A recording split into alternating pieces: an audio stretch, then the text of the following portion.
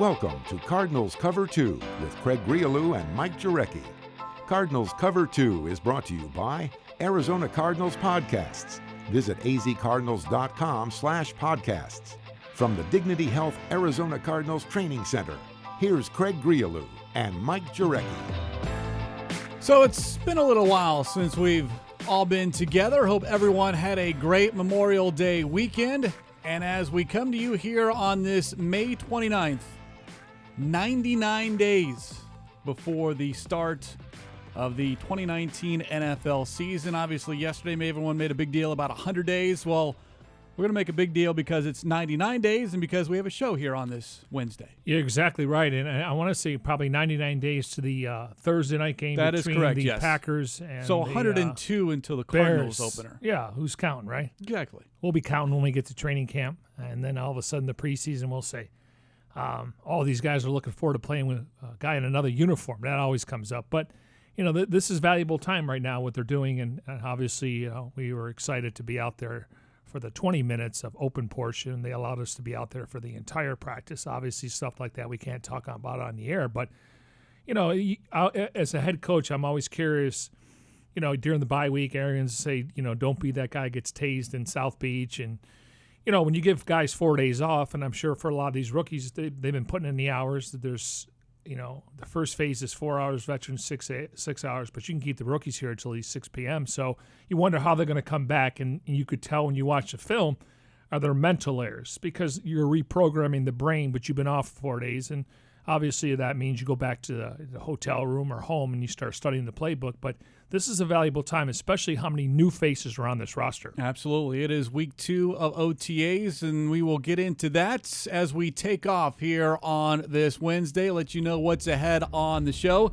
David Johnson is excited about the offense and perhaps more importantly, his role in it. Every player remembers their 40 time. There's an attempt now to determine who runs the fastest 40 here in 2019, and that event is scheduled to include a couple of Cardinals players. The newest episode of Cardinals Flight Plan debuts this week. We've got a preview and, of course, your questions via social media using the hashtag CardsCover2, hashtag CardsCover2, using the number 2 to get involved in the show. We do that every Monday, Wednesday, and Friday towards the end of the show here on Cards Cover 2. But first things first, the news of the day, and that's right, it is OTA number 4, the first 20 minutes open and available to the media, which means we're free to talk about what we saw. So let's do exactly that, MJ. And what did we see? Well, we saw team stretch, we saw individual drills, we saw position drills. The team stuff as far as 7-on-7, 11-on-11, that's during the closed portion of practice. But a couple of notes. One, it was a little bit warmer than it was during the first week of OTAs, 83 degrees and sunny. So I think we've seen the last of the 70s here during this offseason. But good to see Larry Fitzgerald, David Johnson, both in attendance. They were not last week, at least on day 1, which was open to the media. They were here, though, later on in the week. No Patrick Peterson and no Terrell Suggs. This is all voluntary, but as you said, MJ, it is still a vital part of building towards 2019. But just a couple of notes during those 20 minutes that was open to the media. Well, first of all, we talked about Chris Akoff, the D-line coach, who they carried over from last year's staff. And just the way he runs his drills. Now, obviously, this team is going to have to improve when it comes to, stopping the run and getting that quarterback off his spot. But I like him. And then Vance Joseph. I know that Cliff Kingsbury is the head coach, but he seems like he's the head coach of the defense. And Billy Davis, former coordinator in 3 different cities. So I like the way he runs the practice. Very active, communicates. You can hear him a little bit out there. And, for a lot of these players, this is the first time they're dealing with this kind of weather. But for the most part, I stay hydrated. But I just like some of the drills they do. Sometimes the DBs are on the same field, but they're a little ways away from us. We're allowed to go there. So I watch that, and I watch the linebackers, picking up, different tackling dummies to where, that's what your assignment's going to be on game day. So obviously they're not out there for 2.5 hours, which is against the rules, but they're out there getting work done, and you could see that. And also out there as well, they were first working out on the side, DJ Foster and AQ Shipley, both a couple of players that are coming off of ACL injuries, but then they joined their respective position groups and were going through things as well. So as they continue to make progress, and hopefully come training camp and then the regular season, both will be available. Kyler Murray did speak to the media after practice. We'll hear from him in a moment, but I want to get to this real quick. During yesterday's Kingsbury Chronicle podcast, co-host Paul Calvisi asked Coach about showing up at Peterson's charity event, something that we had talked about a couple of weeks ago. Calvisi was there as the MC, noticed Coach in attendance, and the fact that Kingsbury was there and had an in-depth conversation with Peterson, I think, says a lot. Well, Kingsbury talked in depth about that. Patrick's a phenomenal player, great person, great teammate to everybody in this building, and wanted to make sure we were there along with the DB's coach, Greg Williams, the corners coach, showing support, and he knows that everyone's disappointed we're not going to have one of the best players in football the first 6 weeks, but we got his back, and when he gets back, we'll be excited to have him and ready to roll. And in training camp, he'll be helping get those receivers ready, won't he? There's no doubt. He'll be down there trying to lock them down and helping them with coaching points. And the same with the quarterback. He'll be able to watch and talk with Kyler about different things as a DB he looks for. And so that type of wisdom is you can't put a price tag on that. So we're excited to get him back. The reason I think, MJ, it's important for everyone to hear that directly from the coach as opposed to us just kind of rehashing is the narrative has been that this relationship between team and player is damaged. Maybe it is. I mean, I don't know. But if it is, then once again, why does the head coach, why does the position coach go out of their way to show support at a player's function only hours after the news that Peterson was hit with a 6-game suspension? But that's my feeling. I can be completely naive and off base here, but again, I think it speaks well that maybe the outside narrative is not true inside. Yeah, I mean, obviously the Cardinals are disappointed, just like Patrick is disappointed. It wasn't a mistake. I mean, they're going to miss the first 6 games, and we'll see what the record is after those 6 games. But yeah, listen, on the outside, people that don't cover the team and just, try to connect dots, I mean, you're going to get that. You can't you can diffuse it. You can not listen to it. But for the most part, he's going to be a Cardinal, and he's got 2 years left on his deal. Everyone I've spoken to, including Patrick, he would like to extend his career here, maybe after this season, considering where they are. But he's not going anywhere. And listen, they need him as soon as possible. And unfortunately, we're going to have to wait until week 7. But I will say this, I like what Coach said.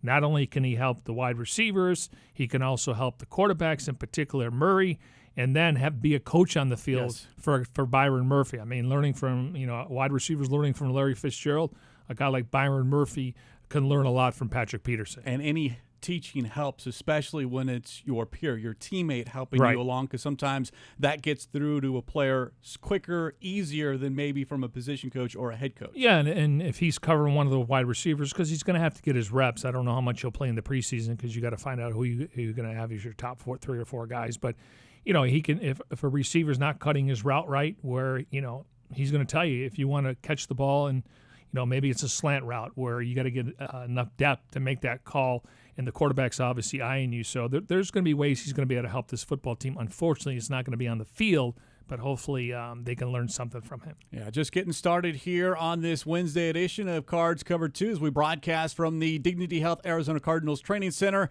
and doing so as we always do in our Bose QC35s. Go to Bose.com for more information. A reminder, if you ever miss a show, you can download as a podcast via a number of different platforms, including Apple Podcasts, Spotify, Stitcher, Google Play Music, TuneIn, and SoundCloud. And don't forget, all of your favorite Cardinals podcasts can be found at azcardinals.com/podcast, including the aforementioned Kingsbury Chronicles podcast, which airs every other Tuesday at 3 o'clock. One other note, the Cardinals do great work in the community and now are asking for you to get involved as well. That's right, the Cardinals fan, get involved in honor of the 100th season.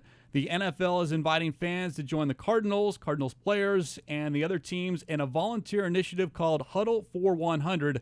The goal of the campaign is for NFL fans to donate 100 million minutes of time to help shape what our communities will look like for the next 100 years. Those fans that do donate will be entered for a chance to win a VIP experience at the Super Bowl in Miami and other great prizes. For all the information, go to azcardinals.com/Cardinals Huddle for 100. All right, let's get back to the OTAs and what we heard post-practice. There was a roster move made about less than an hour ago. Cardinals awarded a waiver claim on linebacker Pita Taumapenu, who played 4 games with the 49ers last season. They released him. The Cardinals claimed him, former 6th-round pick out of Utah, and the corresponding roster move, you swap linebackers. So Taumapenu is in, and linebacker James Folston Jr. was released. All right, now from what Good job, Grialou. You like that? Yeah. I wasn't quite sure. No, that was impressive. Thank God for pronunciation guides. All right. The now what we heard post practice, the nugget of the day comes from the head coach Cliff Kingsbury. He was asked a question about Andy Isabella, and Coach shared this little nugget. They said he was up here Saturday, Memorial Day, running routes, so that's next level, especially with the weather we had. But he's just kind of figuring it all out. You can tell he's a guy who's going to bring his lunch pail, work really hard, really quick, really athletic, but he knows he's got a ways to go, learning our system and wants to contribute any way he can, but he's a good teammate. Now, I don't know about you, MJ, but I was not working over Memorial Day weekend, let alone spending part of my Saturday running routes as Isabella did. Yeah, there could be worst case you're running routes, though, right? I mean, listen, he's dedicated. He definitely wants to make a mark. I would list him right now if you had a list of top 3 receivers. He plays in the slot, so I would go Christian Kirk, but Larry Fitzgerald, Kirk, Kevin White, and then Isabella. So, listen, he's away from home. He wants to work out. More the merrier. I mean, I like it. I mean, it's hard to get a quarterback to probably come out here and throw the ball to you. So running routes, I mean, again, running routes is going to be so important in this offense because are they throwing to a spot when you make your cut? Are they obviously going back for the football? So I can appreciate that. I'm sure a lot of guys enjoyed some downtime, but the fact that he was here is really impressive. Well, we heard a similar story going back to college at UMass. I believe it was his head coach told a story about it was snowing, and they wanted Isabella, don't worry about it, don't come in. It's, the field is not plowed, so it's snow covered. I mean, we'll just, take the day. And next thing you know, coach looks outside the window and sees Andy Isabella plowing a 40-yard run or a route so he could continue to practice running. And, of course, you don't need to shovel sunshine here in Arizona, but still, given a 4-day weekend, and here Isabella is spending Saturday, how long, who knows, but just the fact that you'd made forth the effort to put in to come in and spend a little bit extra time, I think speaks volumes. In fact, Coach was asked what he thinks that means to have a player like, well, any player for that matter, but it was Isabella to come in on what was an off day to get a little extra work. I figured it'd be at the W or something with all that money from the new contract. But no, that's who he is. That's all he thinks about. All he wants to do is be the best football player he can be. And that was a big part of the reason I think as an organization we fell in love with him. Knew some real inside information on him, how he worked there, and that's what we've seen since he's been here. Now, the W, for those that might not be familiar with, is the W Hotel here in the Valley. You ever been? I have. You've once. Covered a press conference? Yeah, I can't. Yeah, that's the only way, and I Yeah. can't remember what it was for, but I have been there Yeah. for seems for like an it's- event that I wasn't invited to, but was there to cover. Yes. I got you. Yes. It seems like it's the who's who and guys that like to be seen and out and about. So, hey, listen, I don't see him spending his money loosely. So, hey, I was watching practice today, and the great Mark Dalton, who was his birthday yesterday. Did you know Happy that? belated birthday! I did know that. Yes. So we're watching the open portion, and we see Andy Isabella catch a pass. And Mark's like, do you know the last wide receiver that caught a touchdown pass in an NFL game for the Cardinals wearing the number in the 80s? Well, we discussed the last player to wear a number in the 80s was Early Doucette, but I don't know if he caught a touchdown. So Now, early were two different jerseys. Yes. 80 and 85. I don't know. I think he wore 80 at LSU. That's the answer. is it Doucette? Yeah. Okay. That's the last time, 2012. Receivers just don't wear that number anymore. Remember, 81 used to be the number. Frank Sanders, Anquan Yeah. Bolden. Jerry Rice set that number Rice. apart, and then even going back further, 87, Dwight Clark. Yeah. But now That's everyone more tight wants, ends. Yeah, and now everyone wants the. Well, just think about it. I mean, you look at number 10, it's been what? Chad Williams and who was it prior to that? you put me on the spot. Scott Blair. Jeff Eagles. So then we got to skip number 11. Stan Gelbach. Then Wait, we I'm get not to sure. 12, right? John Brown. Yeah. It's always been, for a while, Teens. 10, 11, 12, 13, 14. Yeah. And then, J.J. Nelson, and then 15 was Stevie B, Stevie Breston. 16, I don't know. 17, didn't we have a guy here? Carlton Ogadosa, was he 19? I think Butler wore 17 for Butler. the little brief appearance he That's was right. here. So anyways, early Doucette. So when he catches his first touchdown, you're going to be able to tweet that out. Okay. That's the first time since the 2012 season a player in the 80s number has caught a touchdown. Very well done. I was thinking like Darren Fells, but Mark's like, no, Mike, that's a tight end. Yeah, that's a tight end. Because I just remember 85, but I thought Darren Fells. Okay. Ricky Seals-Jones. Oh, initially I thought he was talking about Christian Kirk, but he wears in the 13. I was thinking the 75 bomb in the San Yeah. Francisco game. But once again, he wears in the teens. All right. Speaking of numbers, as we transition here, number 52 or number 53, Mason Cole or AQ Shipley. Oh, this is Kingsbury today. Yes. Calling the center position open competition. Cole started all 16 games last season because Shipley got hurt in training camp. Shipley, though, had started every game in 2017 and 2016. So there is this belief that it is, I've always maintained You have. that You've been consistent. that it's open. Now, I understand people believing that Mason Cole, because he played last year, played well, but you have a veteran behind you Very good. who is still progressing from a knee injury. Yep. But he might be someone that you would like on that field because he's a veteran, could help a rookie quarterback. Shipley was in the locker room post-practice and was asked by members of the media about this competition, and his response, and I quote, "Is there competition?" Because for him, and he further added, quote, It's the right attitude. "I'm going in as the guy," and which is a great attitude to have. So he gets done with his little media scrum, and then some people talk to Mason Cole. Well, Shipley is walking through the locker room out the door to do another interview, and he runs into my partner over here, Mike Jurecki. yeah.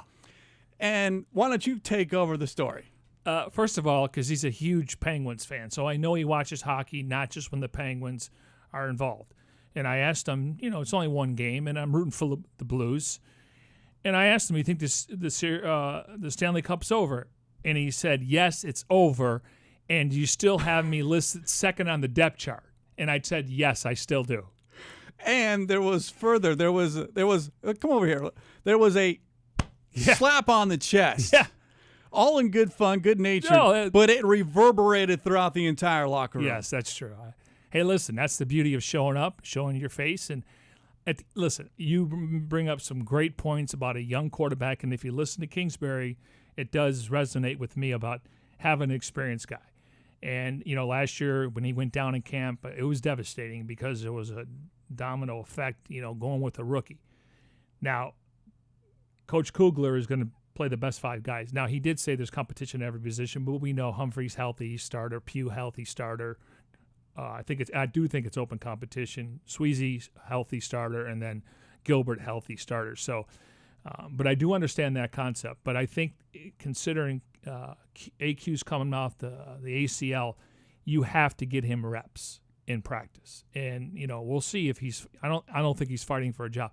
And the reason why I'm backing Cole is because he's the future. I don't know if Shipley's going to be on the roster, but this team is trying to win now, so I understand what they're trying to do. And Shipley added that the year off actually allowed him to not only heal up from the ACL injury, but also some other, nagging injuries that, once the season ends, everyone thinks, oh, you've got time to recover. Well, sometimes your body starts feeling just a little bit better, and all of a sudden you got to get right back into it for training camp or even earlier in off-season workouts. So your body never fully recovers until you're able to give it significant time off. And I'm talking about months of time off, and that's what happened with Shipley last season. He didn't have to do anything. I mean, he was rehabbing, but everything else, he's coming in. He feels great and believes that taking that year off because of injuries allows him maybe to play maybe an extra year or two longer because he feels so good. Yeah, and listen, you won't meet a tougher guy. If you're in a dark alley, I want him on my side. I mean, we're going to talk about his T-Rex arms, but he's a tough guy. And, the fact is that, they're going to have competition. But I like the fact that he feels like, when healthy, he's the starter. I get it. I really do. But I trust Sean Kugler and what he's going to do with that offensive line, and I don't think you can go wrong with either Cole or Shipley. But I'll still stand by Cole being the starter in week 1. What this does tell us, though, is one of two things, and maybe two things altogether. That one, Shipley either follows you on social media, or, which I would like to think is the better thing, he's a big fan of Cards Cover 2. We'd have to have him on the show, and he can tell us that. But he's a huge sports fan. I mean, I guess he was a good basketball player. Oh, that I didn't know. I know he loves his hockey. Yes, he loves hockey. But he's well known in where the high school he went to. I don't know if he was a 3-sport star. Maybe he's a catcher, I assume, just size. But, yeah, he did play a little basketball, too. How's your chest feel? Not as bad as when Larry threw the football to me.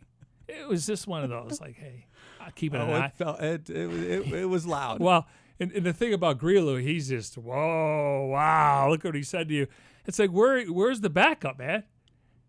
I'm on Shipley's side. I think he's starting week 1. What do you mean side? Grialou, I disagree with your premise. Okay, yes. Listen, that it's wrong. I'm on get the opposite side. It's not like we're talking about, Murray versus Hundley. That's a given. Yes. This is competition. Yes. And it will play out this entire offseason and into training camp, and we'll figure out who does. But again, Kugler will send out the best 5, no matter who they are, how they got here, how much money they make. Yeah, and I talked to Mason Cole today, and he's told me he went to Jamaica. They went home for a couple days. He said he took about a month off, and I think that's when a guy plays over 1,000 snaps. And I said, "Have you gained any weight?" And I was hoping he'd tell me like 10 to 15 pounds. He said, "No, but I've gained muscle." So the body weight shifting a little bit, so that's encouraging because you're going to go against the Fletcher Coxes and Geno Atkins and Quentin Williams and Aaron Donalds.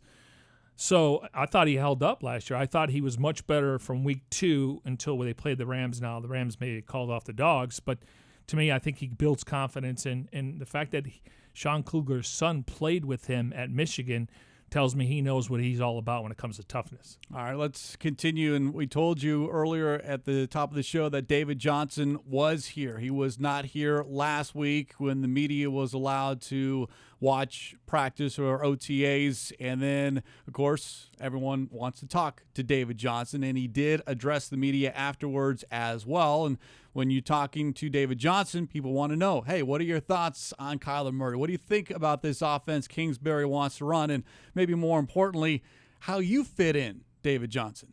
He throws a dart, accurate dart, and I just see it even in the quarterback drills, see them throwing it at the net, and he's hitting 5 in a row and stuff like that. So I think a lot of people underestimate his throwing ability. I think the biggest thing is we got a whole bunch of new faces, new offense, new coaches. It's going to be basically the biggest thing, and then that comes with a new offense as far as the scheme and what we do. And I think it's going to be a lot different because we'll be home in the shotgun, and it'll be more of a spread out offense. It's a more open offense, got more space out there on the field, and it's a more up-tempo offense. He would say a little bit later on that because everything is spread out and that extra space, he believes perhaps when you do that offensively, the defense has to account for that. less defenders in the box. And for a running back, that's huge. You've got now more room with which to work, and that's why he still believes that 1,000 yards rushing, 1,000 yards receiving is something that's attainable. And he brought up this offense feeling, or at least he has the feeling of perhaps, hey, 2016, and that was the season he fell just short of 1,000. Yeah, I would sign up for 1,400 rushing yards and 500 to 600 receiving yards. I think there's enough weapons to spread the ball around, but based on matchups, safeties, and linebackers, I mean that wheelhouse route. But I want to see him, next to Kyler Murray in the shotgun, and he just gives him the ball, whether it's a quick handoff, a quick pass, and get him going before he gets to the line of scrimmage. So. I think he can get close to 1,900 yards and double digits in touchdowns, maybe 12 rushing touchdowns, 4 to 5 receiving. So he should be the bell cow in the offense. And I think what he's pointing out is people don't realize how fast he is in the open field. And as you pointed out, space, that's going to open up some holes for not only David Johnson, but the running game. And Chase Edmonds is going to get an opportunity as a change of pace back, and then obviously Kyler Murray. Yeah, and Kingsbury today asked about the running back position as a whole, called it, quote, pivotal within this offense. And then when you look at that running back position, because you're going to be sharing the backfield with the quarterback, and Johnson did that in college and did a little bit each year here with the Cardinals, but that is something that people have to get used to, because that's the one thing we can tell you for certain here, because we've heard it now from not only the head coach but several players. They are going to run the shotgun a lot. Maybe not every snap, but it's going to be a high percentage. Yeah, and the last team last year was 80%, and that was the Chiefs. And there were, Philadelphia Steelers were about 79%. Baltimore ran the ball, but obviously when they had Lamar Jackson back there, they're in the shotgun a ton, so they're about 75%. The Cardinals were in the shotgun last year 56%, and they were under center 46% of the time. There's been a few times that Bruce Arians was in the shotgun more, even though they had Carson and Drew Stanton with those 5 and 7 step drop. So the longer you hold the ball, the more options the defense are going to get to hit you. Yeah, and Murray was asked about Johnson as well, and you've got now a veteran, someone that Murray can turn to and ask for advice, and the fact that they're going to be side by side is something Murray is looking much forward to. He's been here. He's been in the game. He's been great at the game. So to have a guy that's a veteran and he's seen a lot of football, he's played a lot of football, and he's great. Will definitely help me a lot. I think we'll be pretty versatile as far as me and him go. I mean, I've been around some pretty good running backs at OU, but I mean he's right up there at the top for sure. I mean, smart, versatile, can do things inside and outside the box as far as running routes, hand him the ball. I mean, he's David Johnson for a reason. So. David Johnson's going into his 5th year. But yeah, and you say that, and you're like, okay, wow. But then just to hear another player say a veteran, and you're like, really, David Johnson, a veteran? Well, 5 seasons, yeah, that's veteran status. Well, obviously, coming out of school, he didn't come out early, and so going to Northern Iowa, he drops in the draft. But the fact is that, if we can get back to 2016, he would be, and I don't know if he's eligible for the Comeback Player of the Year award, because that would be more on Mike McCoy than anybody else, right? Yeah, and I saw that headline. Usually that's an award that's reserved for a player coming off an injury. Yeah, and David Johnson was healthy. People though, I've heard several people talking heads say, David Johnson is healthy now. He was healthy all season. He didn't miss a game. People think that because of the numbers and the lack of production. Yeah. No, I mean, if they can get back to that's going to be huge. I mean, this offense is going to look completely different. I think we're all intrigued and excited, and I'm curious to see what they look like in week 1, week 4, week 10, because it's going to be night and day from last year. Absolutely. Night and day. And it all starts with the head coach, the play caller, and the quarterback. Oh, yeah.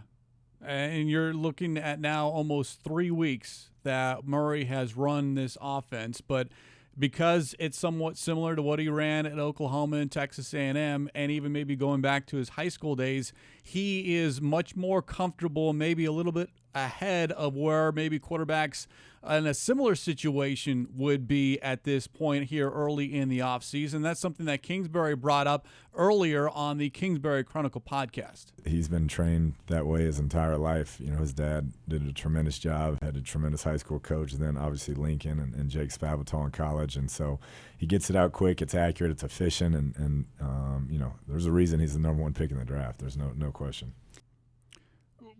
Kingsbury brought up another point about how the speed of the defense, and that's something that Kingsbury's going to have to get used to as well, because that will be the one big adjustment for Murray and these other rookies from college to the pros. Yes, some similar concepts, but the speed is something that you can't replicate in practice, and even in the preseason, you won't really know until week one. Yeah, those windows, they get closed quickly. A guy can jump a route. I mean, I think he goes through his progressions, but if he's zeroing on one guy, sometimes they can jump the route. I'm really not worried about him. He's going to take some hits, but I'm not worried about him putting himself in harm's way in the open field. I've talked about him sliding. It's like, that pop-up slide at second. I think he's willing to get out of bounds to live for another down. So it's going to be interesting how teams, have to game plan for him, because I was talking to David Johnson today about that, and I remember when Todd Bowles was the defensive coordinator, and they put Buchanan on Russell Wilson as a spy, and the first thing David said, well, that means somebody's not going to be in coverage. So that, to me, my ears perk up and go, you're exactly right. So we'll see if they put a spy on him, but it's easier said than done, because this guy's got 4.3 speed, and there's no way a defensive lineman or a linebacker is going to catch him in the open field. It's not happening. Yeah, and that's something that I think the Cardinals will utilize right off the bat, as far as the ability for Murray to not only extend plays but use his feet as well as a weapon. And Murray, again, we talked about it. He addressed the media post-practice. He talked about, adjusting to the defenses, because even out in practice, he's seeing things that he probably hasn't seen in a lot of colleges, as far as even what the Cardinals want to do here defensively. But before we got to talk to Murray about how much more comfortable he feels with this offense, a question was asked about his feet, because let's not forget, the last time we heard from Murray was after the rookie minicamp. He was kind of limping a little bit. His cleats didn't fit well. Well, he's got the right cleats, got some new Nikes. So all things are good, including how Murray feels in this offense. Telling Coach, I was just much more comfortable today. Obviously seeing people move around again, and everything being fast, learning a new offense and stuff like that. So, the past 2 weeks were not as crispy as I'd like them to be, but, today was a lot better for sure.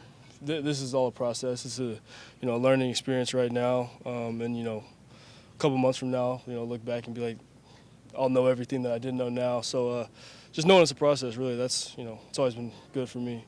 And that's what you want, especially for these young players and even for veterans out there learning a new offense.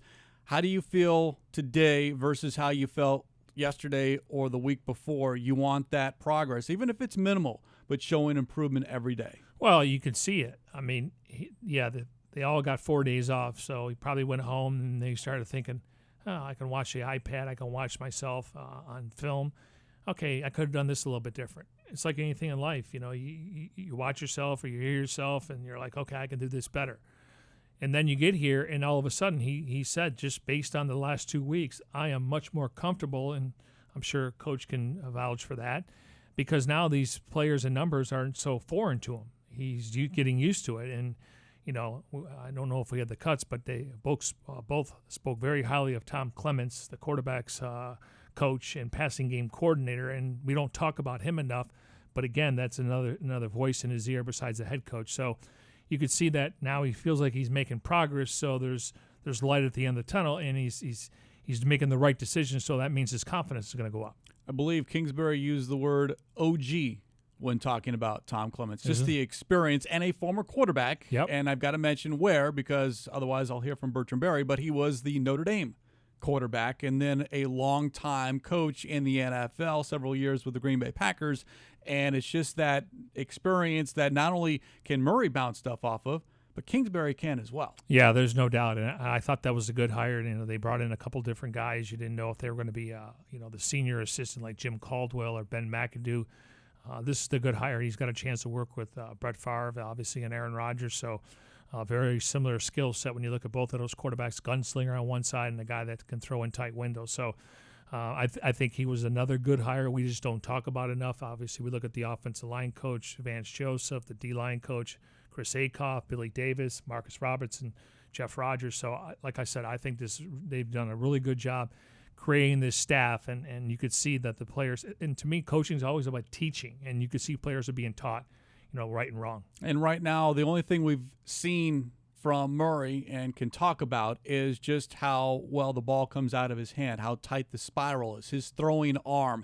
What we haven't seen yet, at least not publicly, is just the athleticism, the speed in which that he is able to escape defenders, make defenders miss, buy time in the pocket, or even just take off and run for a big gain or maybe for a touchdown.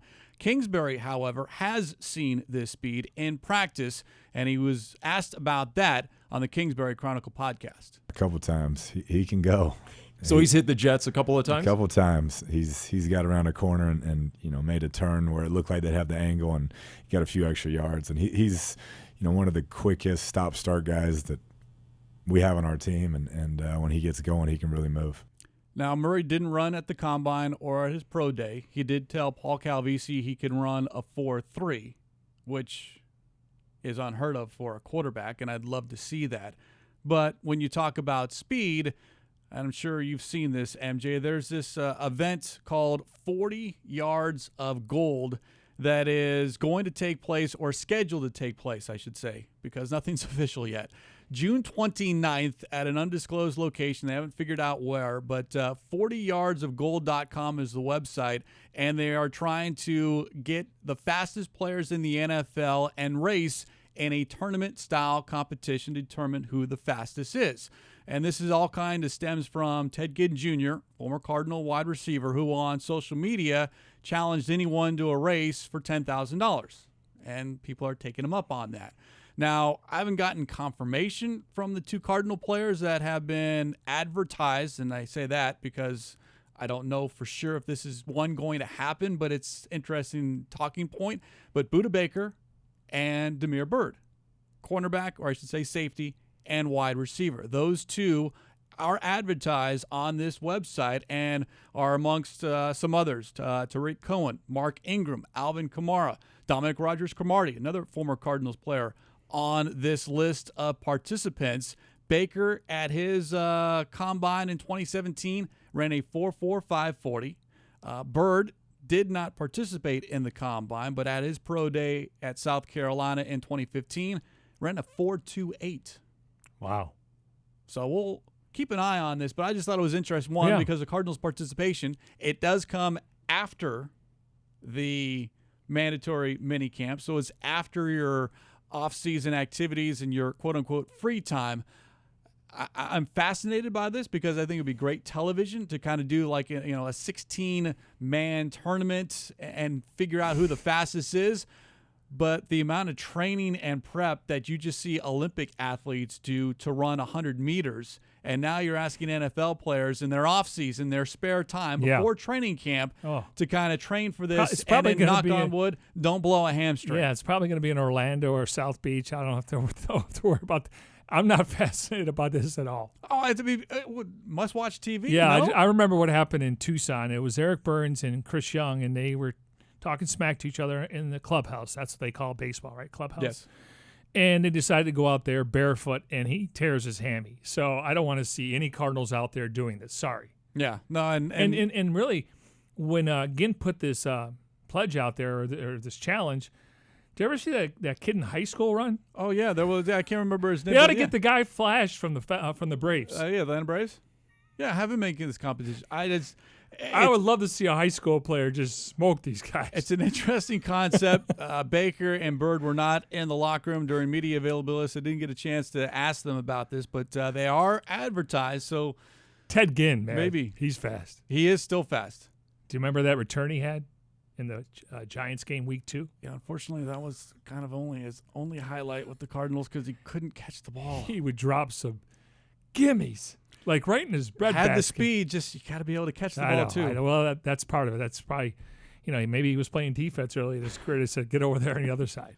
We continue here on this Wednesday edition of Cards Cover 2 from the Dignity Health Arizona Cardinals Training Center, broadcasting in our Bose QC35s. Go to Bose.com for more information. A reminder, if you ever miss a show, and really, why would you ever miss a show? Shame on you. Download it as a podcast via Apple Podcasts, Spotify, Stitcher, Google Play Music, TuneIn, and SoundCloud. And don't forget, all of your favorite Cardinals podcasts can be found at azcardinals.com/podcast. And as we mentioned at the top of the show, 99 days before the season opener. For the Cardinals, it's 102 days.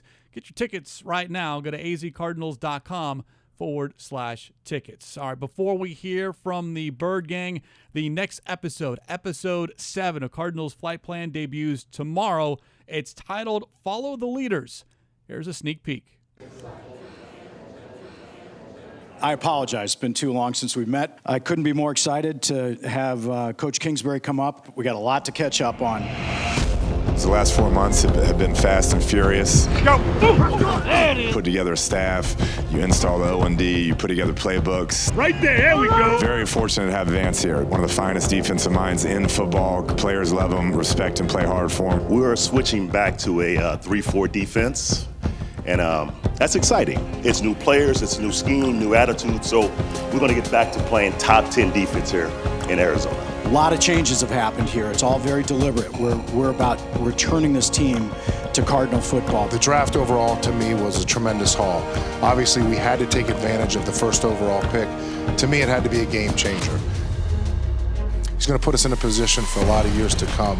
I think he's going to make a lot of us proud. And offensively, it starts with getting Larry back. We're fired up for that for a couple reasons. One, he's a phenomenal player. The second thing is we drafted 3 rookie wide receivers that get to watch how he handles himself, how he operates as a pro, how he takes care of his body. That's really going to help them throughout their careers. Again, Thursday, tomorrow at 6 p.m. on Facebook Watch and YouTube. You can catch up on past episodes at azcardinals.com/flight plan. And for those might want to go back and watch that teaser again, because did you catch our producer, Jim Alejandro? Yes, front and center. Front row. That must be seniority. No, he was actually in charge of the microphone and had to hand off. But I was going to expose him on that. I was going to actually give Ohms credit.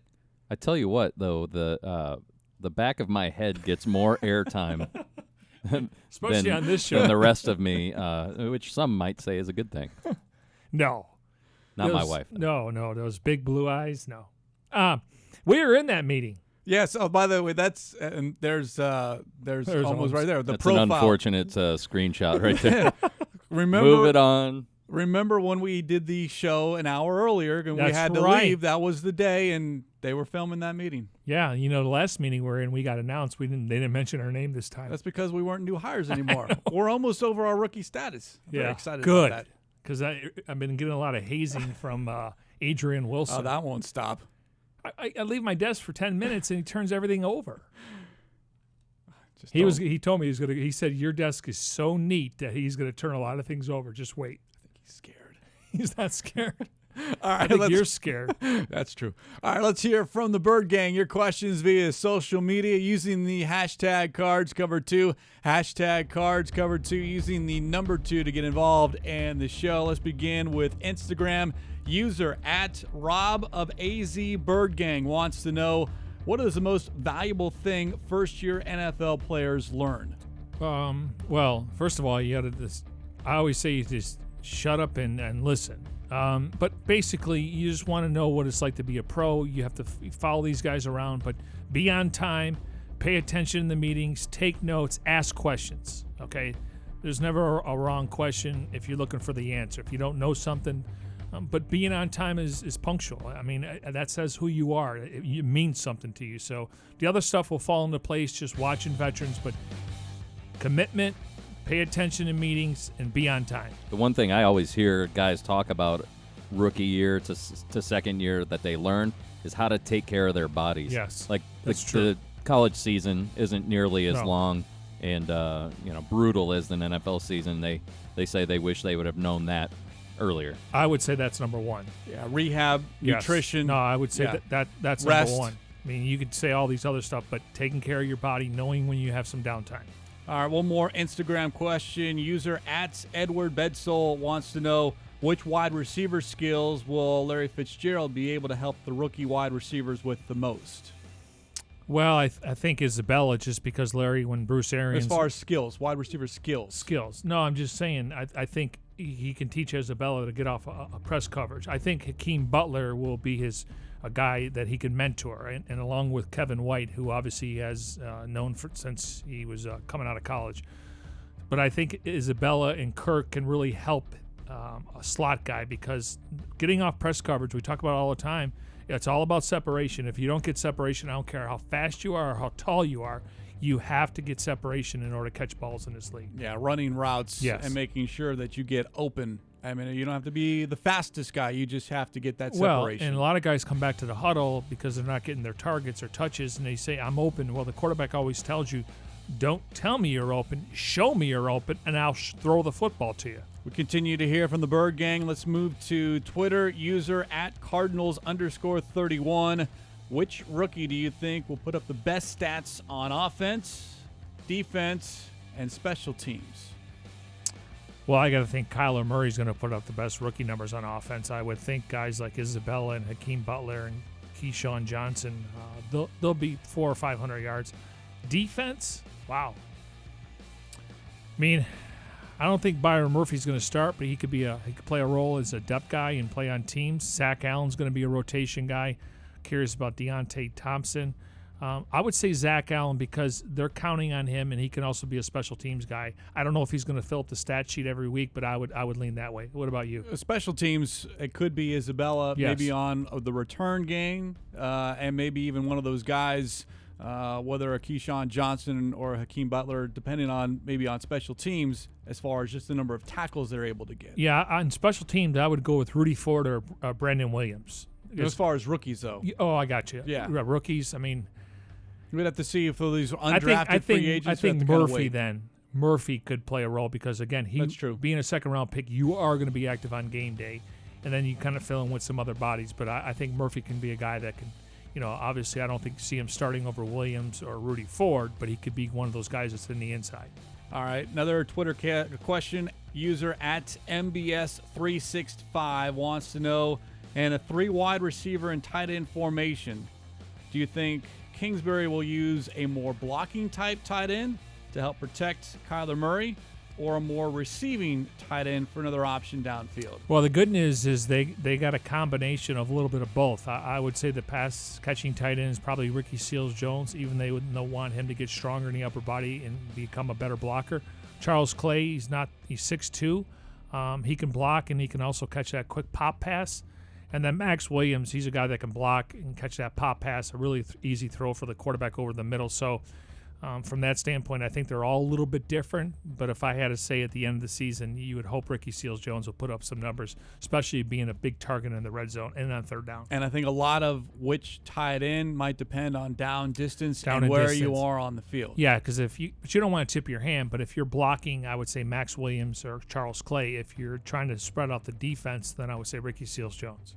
Last question from Twitter, and appreciate all the Bird Gang sounding off here on this Wednesday. User @TomHudson336 wants to know your thoughts on rookies like Nick Bosa, Quinnen Williams getting injured during OTAs, and how teams can prevent that. Yeah, it's unfortunate because these guys haven't played college football or football in general since January, and he was out for prior to that.